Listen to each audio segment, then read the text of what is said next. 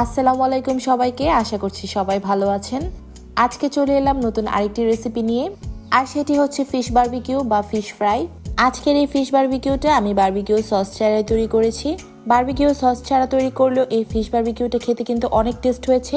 বাসায় যদি তেলাপিয়া মাছ বা অন্যান্য কোনো মাছ থাকে, আপনারা একবার হলেও এই রেসিপিটা ফলো করে বানিয়ে দেখবেন। আশা করি যে কোনো বারবিকিউ সস দিয়ে তৈরি করার রেসিপি থেকেও এই রেসিপিটা অনেক বেশি ভালো লাগবে। ফিশ বারবিকিউ তৈরি করার জন্য আমি মাঝারি সাইজের 2টা তেলাপিয়া মাছ নিয়েছি এবং এই মাছগুলোকে ভালো করে ধুয়ে পরিষ্কার করে নিয়েছি এবং ফালি ফালি করে একটু কেটে দিয়েছি। তবে অবশ্যই লক্ষ্য করতে হবে কাঁটাটা যেন না কেটে যায়। এখন মাছটা মেরিনেট করার জন্য একটা কাঁচা সস তৈরি করে নিব। তার জন্য একটা টমেটো, 4টা রসুন কোয়া, 3টা কাঁচামরিচ এবং একটা পেঁয়াজ নিয়েছি এবং এই উপকরণগুলো কেটে আমি এখন এটাকে ব্লেন্ড করে নিব। আর এই উপকরণগুলো কিন্তু ডিপেন্ড করবে আপনি মাছ কয়টা নিচ্ছেন তার উপর। আর আপনি যদি ঝালটা একটু বেশি খেতে চান, সেক্ষেত্রে আপনি চাইলে কাঁচামরিচটা বাড়িয়ে দিতে পারেন। এখন আমি অন্যান্য সব মশলা দিয়ে দিচ্ছি। প্রথমে দিয়ে দিচ্ছি 1 চা চামচ মরিচের গুঁড়া, 1/2 চা চামচ ধনে গুঁড়া এবং 1/2 চা চামচ হলুদের গুঁড়া।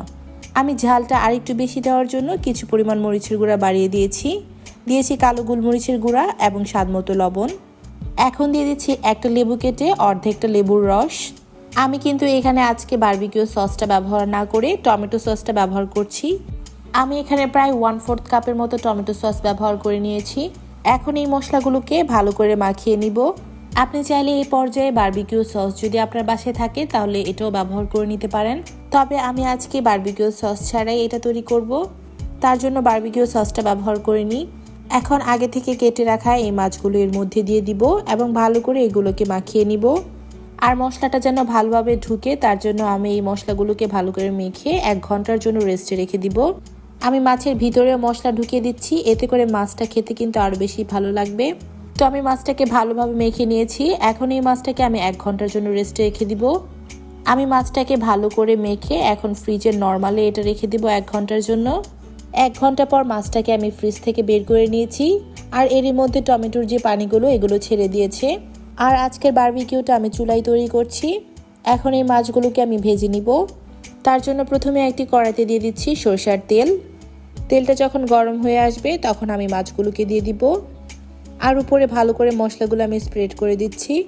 আর মাছটাকে কিন্তু আমি বারবার উল্টে পাল্টে ভেজে নিব না। আমি এক পাশ একেবারে হয়ে আসলে তারপর অপর পাশ ভেজে নিব। তো এখন মাছের এক পাশটা ভাজা হয়ে গেছে, এখন আমি অপর পাশটা ভেজে নিব।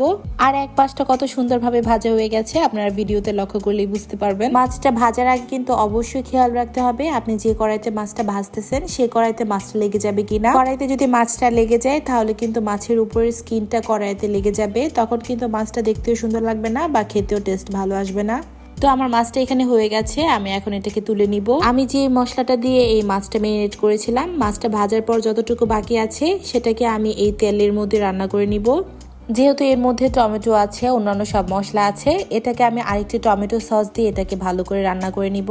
আর মাছ দিয়ে এই সসটা খেতে কিন্তু অনেক টেস্ট লাগে, আপনারা চাইলে এটা রুটি দিয়েও খেতে পারেন। আমি এটাতে একটু টমেটো সস দিয়ে দিচ্ছি, এতে করে এর টেস্টটা আরেকটু ভালো আসবে। তো আমার সসটা এখানে তৈরি হয়ে গেছে। আর মাছটাকে আমি একটা সার্ভিং ডিশে তুলে নিচ্ছি।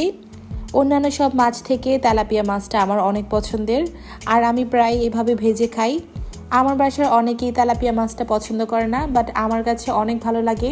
আপনাদের কাছে তেলাপিয়া মাছটা কেমন লাগে অবশ্যই জানাবেন।